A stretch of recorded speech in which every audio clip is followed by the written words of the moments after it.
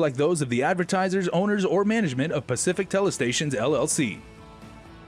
For comments, opinions, and questions, please email Jess Lujan at jessthebuzz@gmail.com.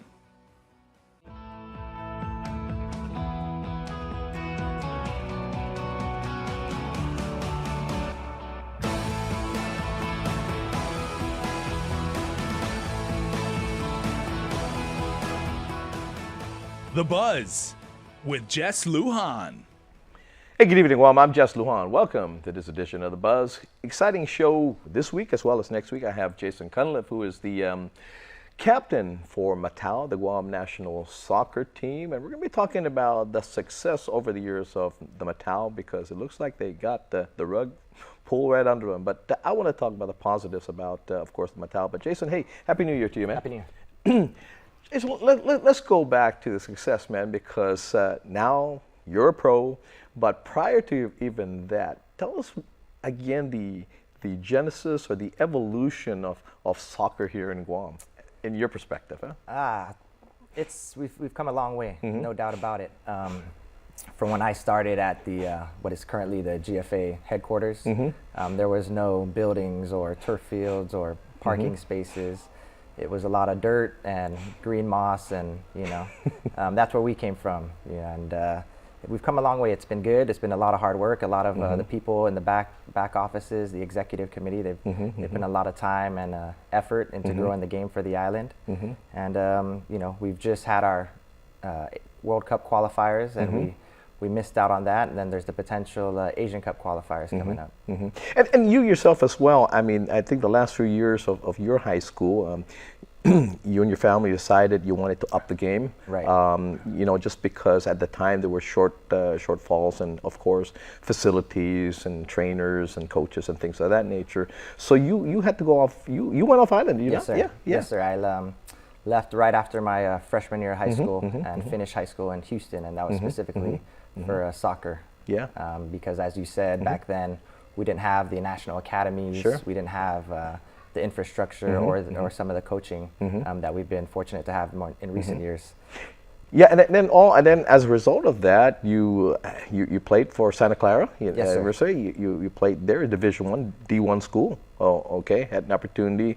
My son played D1 school as well. That's right. You guys were rival schools. Yes, and then you guys are teammates in the Matao. But tell us that evolution in that playing in that level. I mean, you came from Guam. That was your goal. So there was no doubt in Jason Cullen's mind that he was going to play collegiate ball in a D1 school. There was no doubt. Right. But tell us about that experience. Leaving was difficult.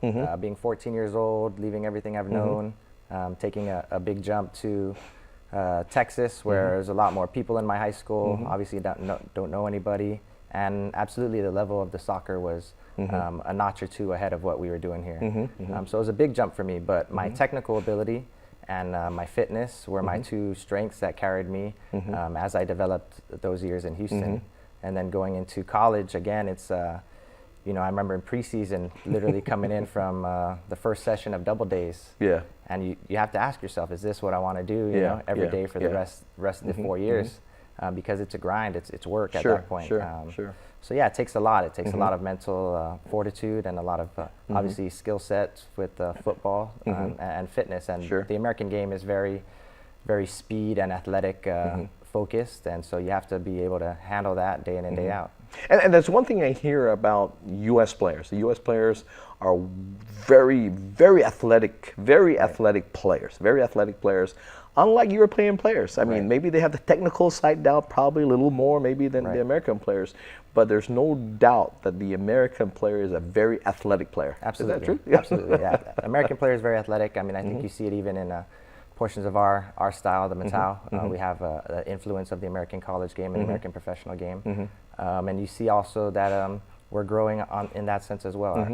Our last EFF round 2 in Hong Kong, where we just played in Hong Kong against North Korea and Taiwan and Hong Kong, you could see the development of our game becoming more and more possession-based, but still utilizing our strengths with our speed and athleticism. Now let's go back and we'll go back and forth into your career as well. But now,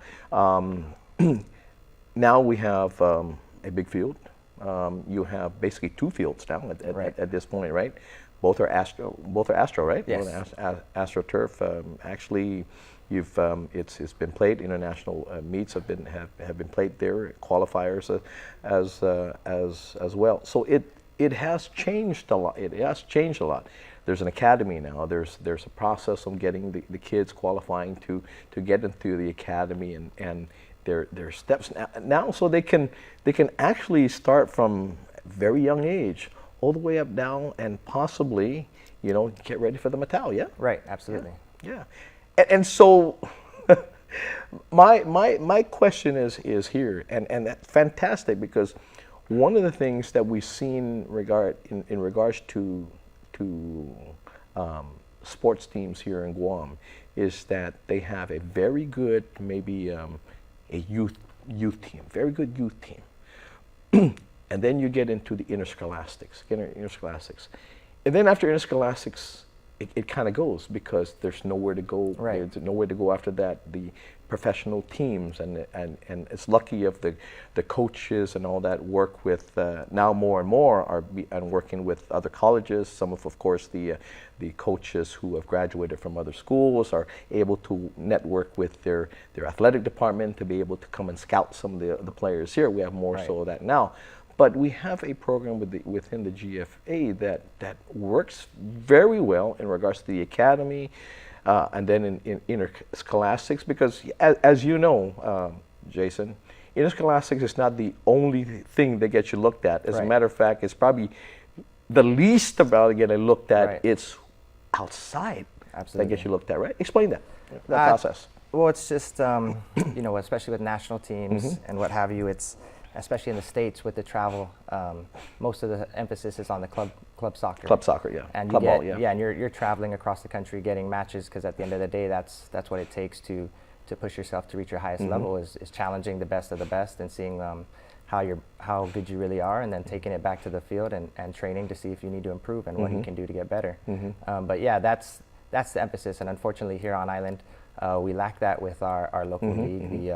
They actually just implemented an elite league, which finished its inaugural season, and it was really good. But at the end of the day, I think there were only 3 to 4 teams that were able to compete. So, these younger players are needing to challenge themselves, and they can get that in the international landscape with youth national program, getting matches against regional teams in Asia, as well as potentially other national teams. One of the things that I read, I was talking to your former coach, the Gaff, Yes. okay, the Gaff, who has moved on. But one of the things he told me prior to leaving, and even considering leaving there, he says, we're going to play teams. We're going to play tougher teams. We're going to play teams that are a lot tougher than us, because that's the only way that our guys, that our national team can get better. If we only play teams that we can beat, it doesn't get us anywhere. Right.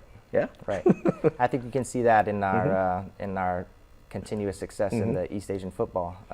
Generally, we play Mongolia, Macau in the first round, and over the last few years, you've seen that we can beat them consistently each time that we face them. So then on to the second round, we've done very well against Hong Kong. We've beaten Taiwan, and we've pushed North Korea, to a 2-0 defeat this last match, and they scored very late, I think, in the 70th minute onwards. So you see it. You see our progression, because we've taken the challenge to play teams that are a lot better than us. But here's the thing also, Jace, is that when folks see you guys coming together, they said, hey, well, they're not playing. You guys are constantly playing. Right. You guys are constantly playing. I mean, it's a year-round thing. It's a job. Right. You guys are constantly playing. It's not. You don't just come together as a national team and haven't played for months. You're playing either club ball, professional leagues, or whatever Right. it is. You're coming together. And the nice thing about this is that when you guys come together as a national team, you guys, not just a national team, but you guys are pros, right? You guys are pros. You're able to gel now. Yes, although maybe your rivals as maybe club balls Right. or professional teams, but when you come together as a national team, you gel as one, and that's what you do. That's your business. You pay the bills because you're playing soccer. Yes, sir. Yeah. Yes, sir. Absolutely. I'm stunned, but you know what? I tell you what, I got to take a quick break, and I want to go back and why I'm stunned about this thing that most people don't maybe understand. But again, most of the of the success. It's like I'm reading this, and like the folks who follow you guys, it's like the rugs was pulled under you guys. Yes, sir. What a